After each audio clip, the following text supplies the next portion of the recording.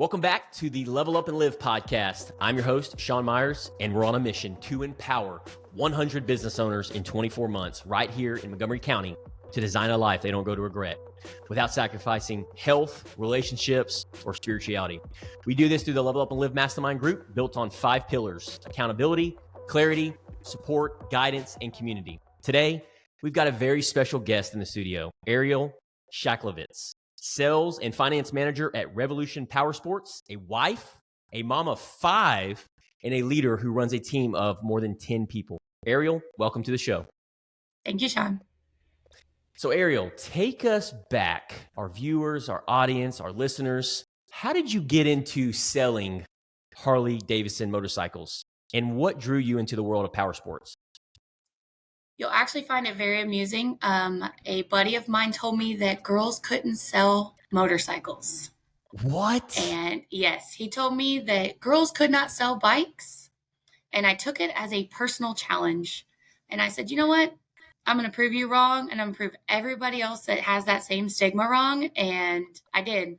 I went out and became one of the best. I set out to have the most knowledge so that everybody who came in to see me knew that I knew my stuff when it came to Harley-Davidson. And I was a very consistent top salesperson. I loved what I did. I loved selling that dream and that transition right into power sports, getting to do the same thing, giving somebody that type of freedom that comes with enjoying 2 wheels. Now I just do it on 4. I just do it on 4. That makes me think with when somebody tells you can't do something, what I'm hearing you say is you basically said, watch this, correct? Yes, absolutely. Sit back and watch me prove you wrong all day. Yeah, I love that. And how long did you, what got you into working at Harley-Davidson? Was it because of what he said and you just ended up working for Harley-Davidson, or how did you get involved with Harley-Davidson? Worked there for what, 7+ years?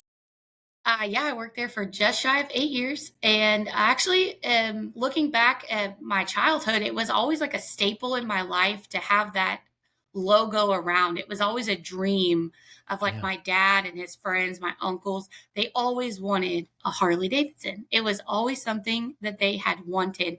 And on a whim, actually, I applied for a job there. I actually didn't even start selling motorcycles at the beginning. I sold clothes. And I just got to a point where I was like, man, I really want to transition to something bigger than just a t-shirt and a helmet. I really want to, help people see that dream that I watched all these guys my entire life just shoot for. And so I was like, I could do that. And then my buddy who worked there said, now girls don't sell bikes. And I was like, okay, watch me. I got you. I'm going to go do this. I convinced the sales manager to give me a shot. And it was history in the making, because that's where I found my groove, where I really found what I really love to do, making that dream a reality for somebody who watched, my dad still does not own a Harley-Davidson, but it is still a dream for him. So no, I let him borrow mine, but it was just one of those things I realized, it's always been there my entire life. And then I just on a whim happened to get a call after applying and went. And then I just really found something I really loved to do, connect with people, the community that comes with, motorcycles in general. And then the same thing came in the power sports too. The community you have in the power sports business is just amazing. Yeah. What was that moment for you, Ariel, when you fell in love with the freedom of the ride? So you ride motorcycles, you have a Harley. Was there a moment that you were like, this is what I'm in love with because of that freedom of the ride? And you had made that comment earlier. Yeah, I think it was, so I've had quite a few bikes in my years, and it was actually not that long ago, I actually just celebrated having my bike for the last 8 years in my garage. And It was the first day I ever rode that bike. I had had some before that. They just weren't right. I was really just reaching and grasping for what looked cool at the time or what I thought really fit me. And then one day I bought this Super Glide on a whim. It was a really great price and it was low miles. And I was like, you know what? This is the right size. I didn't overdo it. I didn't underdo it. It was just the right bike. And the first day I rode it home, I was like, this is my forever machine. Like, I want to keep it forever. I've done a ton of stuff to it. But it was just it was finding that right bike, that little right piece of freedom, the Mm. quiet that you get with just riding with just your helmet on and the sound of the tires on the road. It's an Mm. unmatched feeling. You can't find it anywhere else.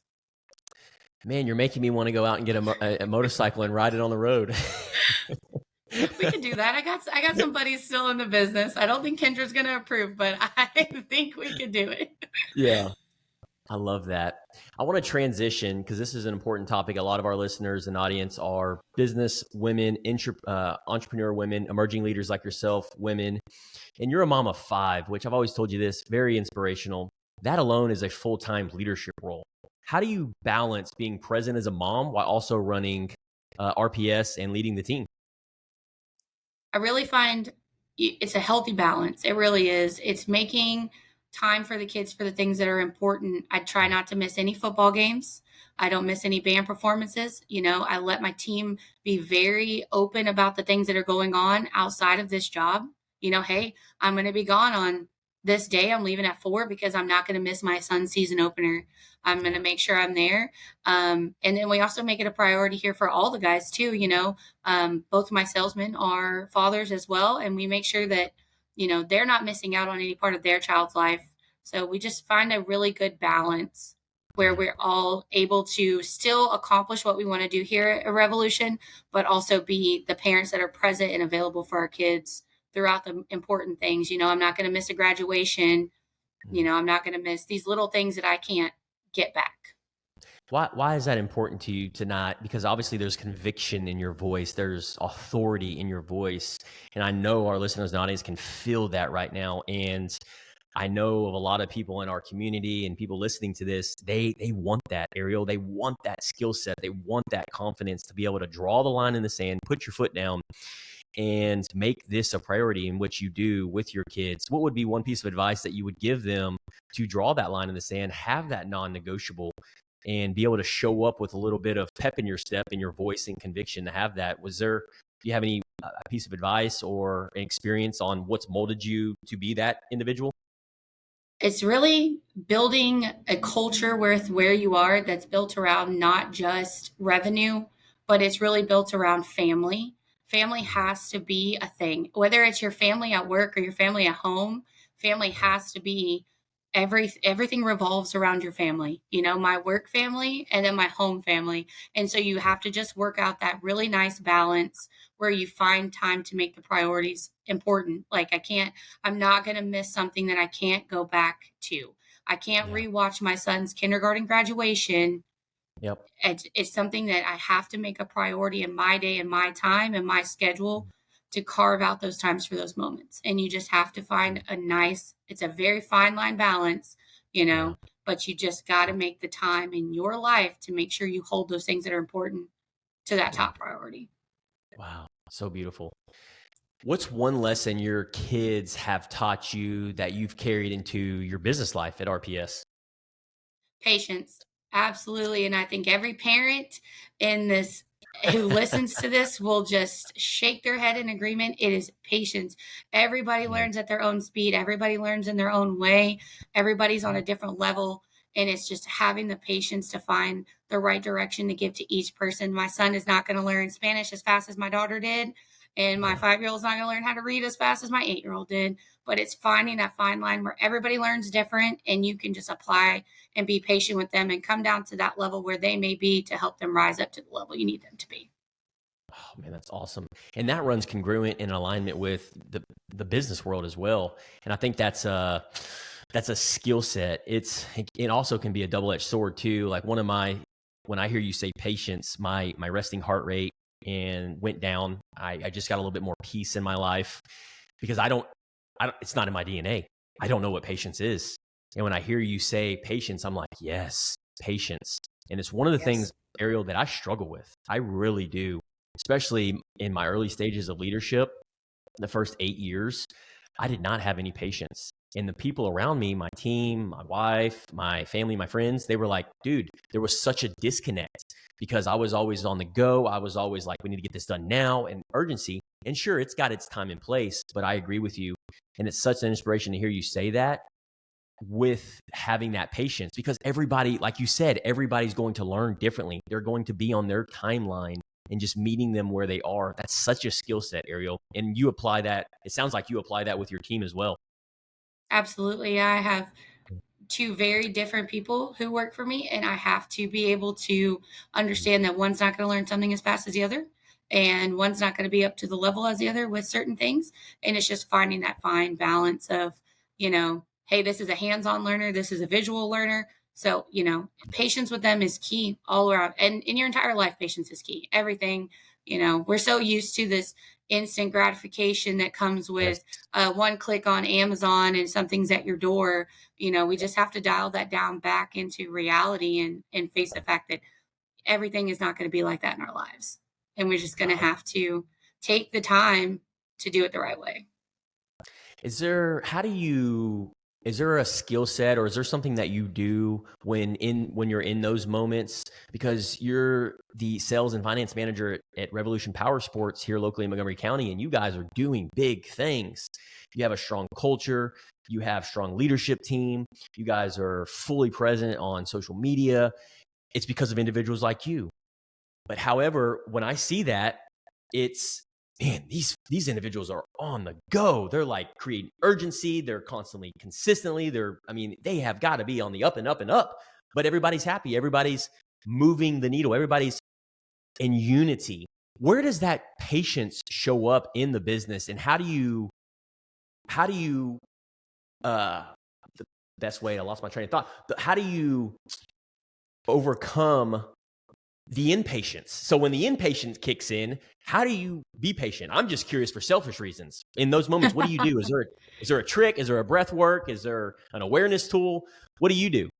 It's really not, I guess it would just be awareness. It's really just paying attention to and getting to know the people around you. Like, you're going to have to know when somebody, you can see the frustration on their face that things are just not going the right way, and bringing them back down, cool-headed, level-headed, and then, just showing them the patience in the moment where they have none, and it's really, I think awareness is going to be the best way I could ever tell somebody. Just be aware, get to know the people that work for you.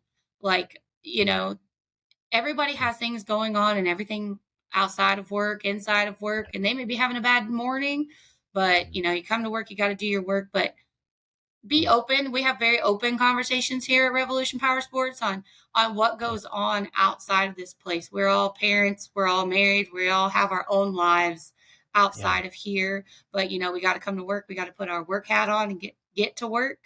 But if we have open communication and just awareness of something going on, then we can dial in our own patience for that person. Hey, it's just having a bad day, but that would be my best suggestion. Just be aware of what's going on with your team.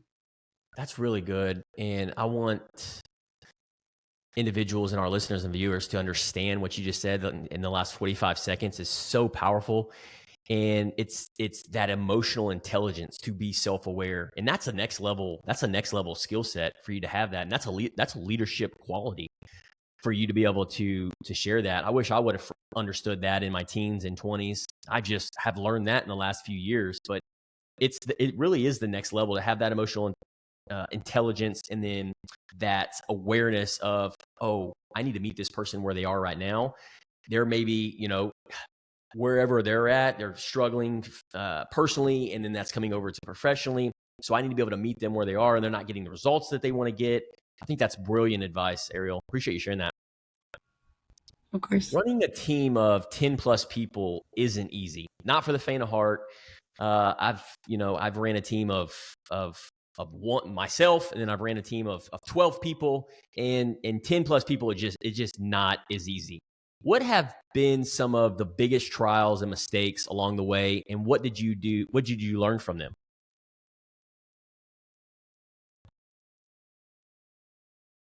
So running a team of 10 plus people isn't easy. What have been some of the biggest trials and mistakes along the way, and what did you learn from them at RPS? I think holding on to an employee that isn't meeting the standard was something we struggled with for a little while in the beginning when I was here. I've been here for just a little over a year, But I think that when we realized that people weren't a right culture fit, we were just still holding out for a little bit too long. Because just because you're good at a job doesn't mean that you fit in well with the team. You still have to bring morale. You still have to bring a lot of other things to the job just beyond the job itself. And I think that we struggled a little while with that, with hanging on to what necessarily was a good person on paper, but wasn't a good fit for the company overall. And I think we've really narrowed down to finding these culture fit people who also can do the job. And it's really helped us build this incredible team that we have now. And for our listeners and audience that are business owners that are struggling with culture, struggling to find the right fit, and maybe even have somebody on their team that is just not getting the job done. They're the wrong person, they're in the wrong seat, and they've got a bad attitude, or they're just not good at their job. How did you guys overcome that? What if do y'all have a system and process? How did you overcome that when you found out like, oh, this person is just not a good fit? We're on a bus, we're in the vehicle, but it's just the wrong person in the wrong role. How did you guys overcome that? We honestly just started moving on to the next person. It's just going to have to be ripping off the Band-Aid. And I know it sounds terrible. And some people are going to be like, it's hard because I've had this attachment to this person, or on paper, they do a great job. But at the end of the day, it's not just about them and about what they do. It's about your entire team. And you're going to have to just rip the Band-Aid. Yeah. It's almost like hiring slow, because I've always heard this: hiring slow, firing fast. Yes, we do that. And that's good. And what I'm hearing you say is y'all didn't start out like that, right? No. You just hired, you're trying to fill the role, and then you found out like, oh, this person isn't really a good fit. Exactly. We trial and error, we're learning as we go, just like every company in the building process. And it is one thing that we have definitely become a non-negotiable at this point here, where, it has to be, it's not just about doing the job. It's really boils down to the culture that you bring and the culture that we're trying to build and the representation that we're trying to have. So how do RPS and Revolution Power Sports, how do you weed out the ones that would not be a good fit? Do y'all have a system in place or a process? What does that look like? We do. We actually have what some people have deemed on the internet as a very extensive hiring process. So I don't know what you're talking about right now. No. If you've been on Facebook, you'll see it. So we actually request a video. We write this very long, almost like story. We want you to read. We want you to put in the effort and show that you're willing to put in the work from the beginning. Before you even work here for us, you're willing to do the little things, mention a specific word, or send an email, send a video, and just, actually put in the work before you come to work. And it's actually really worked very well for us. We've hired on some fantastic people off of this process. And, these are going to be people who really stick here with us for a while. Like, I have a fantastic detailer, fantastic driver, 2 fantastic technicians, all who came out of this process. And I'm super proud to have these guys a part of the team. And it's just the effort that they put in from the beginning just shows that exactly why we chose them over everyone else who applied. And just all more reason why we highly recommend Revolution Power Sports to buy all your ATVs, UTVs, because look at the time, energy, and effort that you're putting into your team and hiring the best people for the job. And to me, if you're going to do business with somebody, that's who you want to do business with, is a culture like that, a team like that, a business like that. And I think that really tells the story with that hiring process, because you're not just transactional. You're not just trying to hire somebody to clean bikes. You're not just trying to hire somebody to sell ATVs or UTVs. You're actually finding the right people in the right seats that believe in the vision and mission and core values like you do. And that right there in and itself is what people buy into, from my experience. The byproduct of everything that we just mentioned is the machines. It's a beautiful machine. It's like a house, or just like any service or product that we get. But ultimately, why do people do business with other businesses? Because it's who they know, like, and trust. And I think that tells a story when you hire the right people in the right seats, because then you can build off that foundation with your team. And man, you become an unstoppable force. Do you have any thoughts on that? I love it. I love that that is what we can portray out into Conroe, Montgomery County, and to any of our customers or future customers, that we are willing to put in the effort to put in the right people in these right places, because we want, when you come to us, to be the trusted place that you've decided to buy. You know, we want you to become part of our family here that we've built. That's really the goal, you know? Yeah. Here recently, one of the biggest things that I'm a big believer in is Google My Business. And for a lot of our business and emerging leaders that are trying to, I hear so many business owners nowadays, they're really struggling, Ariel, with leads. They're really struggling with, how do I create this marketing advertising machine? And here recently, we rolled out a contest, I believe it was last month, between RPS, Revolution Power Sports, and my insurance company, Shawn Meyers Insurance Service LLC, on who could write the most Google reviews. Yes, we did. Who ended up winning that contest? I think landslide, RPS took the win is the appropriate terminology for that. Yes. You guys absolutely dominated us. And the reason I'm bringing that up and sharing that is because it's a testament to what we're talking about. And I think I shared this in the mastermind group with you, because there's no way that Ariel does that by herself. There's no way that Micah does that. You guys were in unity. You were aligned with this goal in mind. And y'all were able to get to, within 3 years, over, I think y'all are up at upwards of 525 5-star reviews, right? Yes, we are.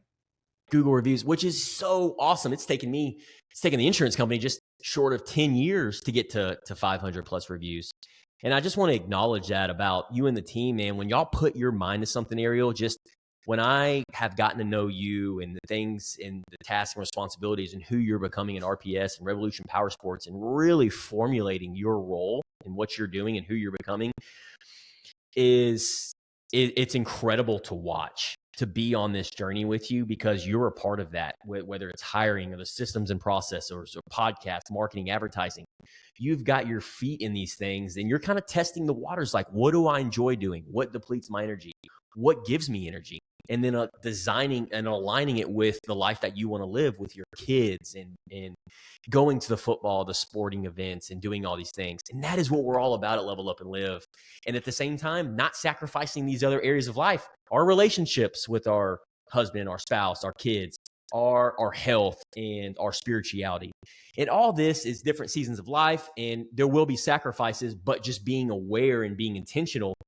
Think about the hyper focus that y'all did at RPS, at Revolution Power Sports, for the 500 Google reviews. Do you get to 520 plus Google reviews, which is over, I think y'all did over 100 Google reviews within a matter of 30 to 45 days. Do you get to that if you don't hyper focus on that? Absolutely not. No. There's no way. No, we set our mind to beating you. No offense. Hey, whatever it takes. It Exactly. goes, but remember your story at the beginning of the podcast, the episode where you shared your story about Harley-Davidson. Yep. When that guy told you, he said, you can't do something. You can't sell any bikes, or whatever it is that lit you up, man, that is your sweet spot, Ariel. Absolutely. And I see that in you, and I see that you in the team, and you're leading by example, and you're a big part of that. I know anybody listening to this can hear that conviction in your voice. So I just want to acknowledge that about you. I think that's just so awesome. I appreciate it. Yeah. How do you, for our listeners and audience that are business owners, and they have a team, maybe it's 1, maybe it's 5, maybe it's 10, maybe it's 15. How do you keep your team motivated and aligned, especially in a high energy business like the power sports industry? How do you keep them motivated and aligned? We have our core values here at Revolution, and integrity is the top of the list. And everybody here drives with integrity, and that's pushes everybody here. And as long as we all stay aligned with the same goal of being successful, we'll never fail. Yeah.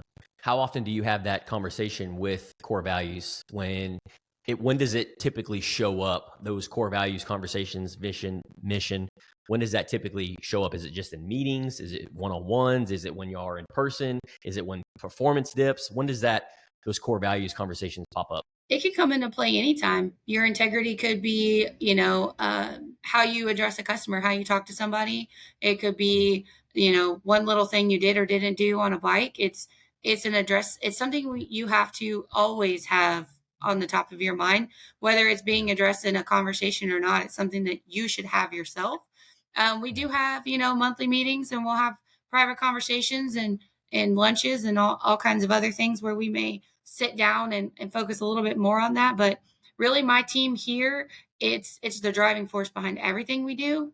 So it doesn't always have to be a sit down. It doesn't always have to be a conversation. It can just be a daily thing that we use to push us forward and how we want to run our business and how we want people to see us when they come in here and handle any part of the process with any of our team. I love that. And that's a key ingredient to a healthy business, because now it's not about what Ariel says or what anybody at the company says. It's about, hey, I've removed myself. These are our core values. These are our values. This is what helps with our decisions. This is what helps with the output.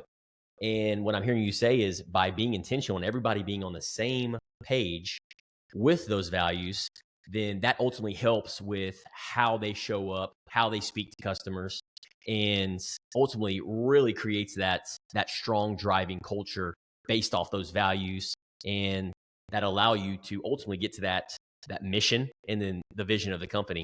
Is that what I'm hearing you got paraphrasing? That's exactly what I'm saying. Love it. Now, for our listeners that don't know Ariel like I do, getting to know you over the last several months, who was Ariel back then? I'm talking back then, like OG Ariel, versus who Ariel is today. The lady that I'm talking to on the podcast today, and this student that is becoming that 10.0 version. What's changed the most in how you see yourself today? Honestly, I think younger Ariel had no intent. I didn't have direction. I didn't know what I wanted to do. I didn't know who I wanted to be. I was out searching. I had plans to be a doctor at one point in my life, and actually Really? had letters coming in from Baylor my freshman year of high school, and life just didn't work out in that direction for me. And so I really went around kind of just finding myself and figuring out what I did and what I could do that was best for me, and what I really found brought me energy and did not deplete my energy. I did lots of jobs. I mean, last year I'm still working on an accounting degree because I found that numbers seem to be my spot. Being in sales and finance, it's all I deal with all day. It's numbers. And it's something I found, that really is something that drives me. I love to sit down and work out a deal and work out numbers for somebody. But I spent a lot of time searching for that one little thing that just gave me all the energy that I needed to continue to do it every day. And it took me a long time. It was, it was not an overnight process. It was a lot of trial and error, a lot of different jobs that I did throughout the years. But at the end of the day, I found that being that face-to-face with a customer, selling them something that they love, selling something that they can enjoy, and then on the back end of it, getting to work numbers for them and just make that dream a reality. It's really just what brings me to work every day, what I love to do. Man, that's really interesting to me, because I'm sitting here thinking, listening to you share that. Obviously, you've put a lot of deep work behind the scenes and have really come to doing a lot of work on yourself and that self-awareness on what allows you to come alive and what depletes your energy. And I love seeing that with you. And I think a lot of our audience, that's relatable to our listeners, in hearing that, feeling that, and with that conviction, that authenticity. Because if you can design that life that you want to live without regretting, because none of us want to get into a role or a business or a career that we pick our head up and go, what am I doing? Why did I? And I'm 10 years into this thing and I don't love it. I hate it. I'm miserable. And what I'm hearing you say is that you've really reflected these last several years on what it is that you enjoy doing and you don't enjoy doing. And I can hear it in your voice. And it got me thinking when you started talking about financing and being the sales manager, oh, as far as the numbers and crunching, maybe there's something there, worth exploring. I don't know what that looks like, but man, just hearing in your voice, like, oh, this is something that I can just like go all in on and double down, triple down on. Do you resonate with that? Or how is that being received? Oh, absolutely. Numbers have always been something I've just loved. That's why I went back to college last year to continue pursuing an accounting degree, because it was just something that, it's something that really, again, brings me that love, that energy. And it's something I can still do in my daily job, something that being the sales and finance manager allows me to do. And it's really something that becoming that salesman at Harley allowed me to really just open my eyes to be like, oh my gosh, I just love sitting here with a customer and going, yeah, man, I got you, dude. You can just take it home today, and just the joy in their face. And it was just something that I just found like, I can almost match the feeling by riding my motorcycle, but I just can't quite match it exactly. And it's something that I just love to do. And now it's like something I get to do every day now. And so I love coming to work, and I love my team, and I love getting to do something that I just genuinely love to do. That's beautiful. And for all of our listeners in the audience that are listening to this, they can do that too, right? They can actually wake up every single morning and go into a career, go into their business, and do what it is that they want to do. They're going to have setbacks. They're going to have challenges. They're going to have good days, bad days. That's anybody in life. But you know that you're there for the bigger picture. You know you're there for the values and the vision and the mission. And then you're in that seat. You're the right person in that seat. And if that's what it is that's going to help drive the needle towards the mission, and that's what you're really good at, then why wouldn't you double down, triple down on that and go all in if that's what really allows you to come alive? And I'm just speaking to the person, the Sean that was listening to this in his 20s and even early 30s, because I was doing a lot of things, Ariel, that I did not like doing. I was wondering why I was unhappy. I was miserable. I was frustrated because I saw the bigger picture and what I wanted my life to look like, but I wasn't doing what it is that I wanted to do. And now, fast forward, I'm almost, I'm in my upper 30s, and I'm finally figuring that out by doing what you did. Trial and error, getting my feet wet with it, trying this, trying that, and looking within. Am I happy? Am I not happy? Am I feeling alive? Am I doing the things on a daily basis and designing a life that I don't go to regret? And what I'm hearing you say is that you're on that journey, being a student of the game, to find out if that is the case. And once you do, cool. You may change 6 months, 12 months, 18 months, 24 months down the road, but at least now, the here and the now, the Ariel, where you are now versus where you were, like you said, hey, you're good. This is going to allow you to show up that best version of yourself. Absolutely. Love that. So speaking of that, what strengths do you lean on most as a mom and as a leader, tying that in? Oh, it's communication. Absolutely. It is 100% communication. There is no mind reader that works in this building or at my house. It is open communication with everything going on. My husband and I are very open about like our schedules and the kids and what's going on with them. And then of course the guys at work, we're all very open about everything. And not every business owner is going to reflect with that. They're not going to spend the kind of time that I may spend with my team, with their team. They may be a little stepped back or a little off hands. They may not be as hands-on as our team is here. But again, that line of communication is always going to be key for everything. Communication has been the number one recommended skill set in the last several podcasts. I mean, in marriage, like you said, and in business.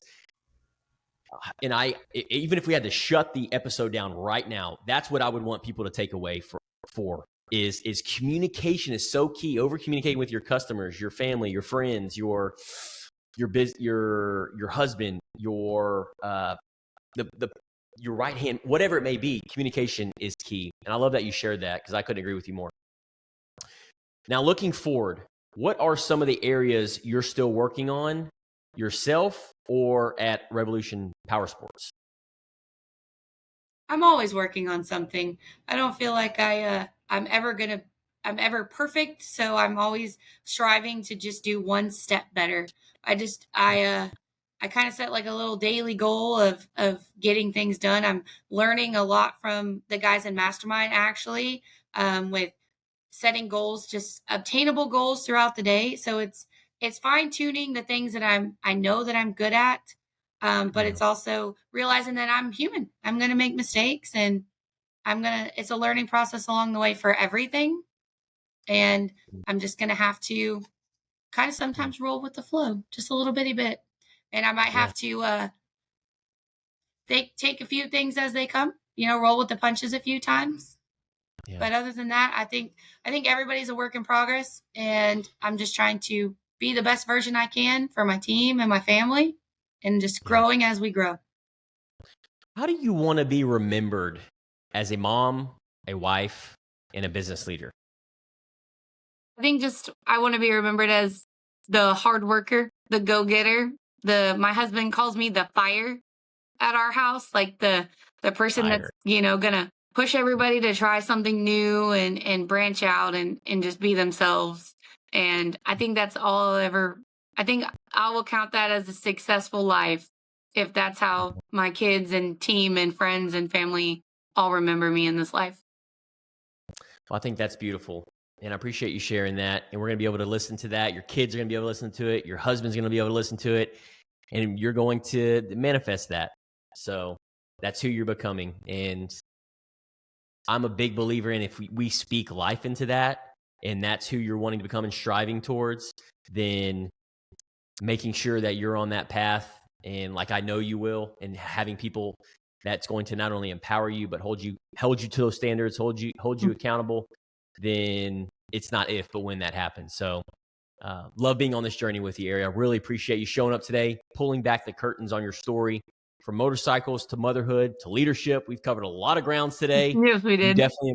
You definitely embody what it means to level up and live fully. So really appreciate you, and then just want to acknowledge that about you. Thank you for having me.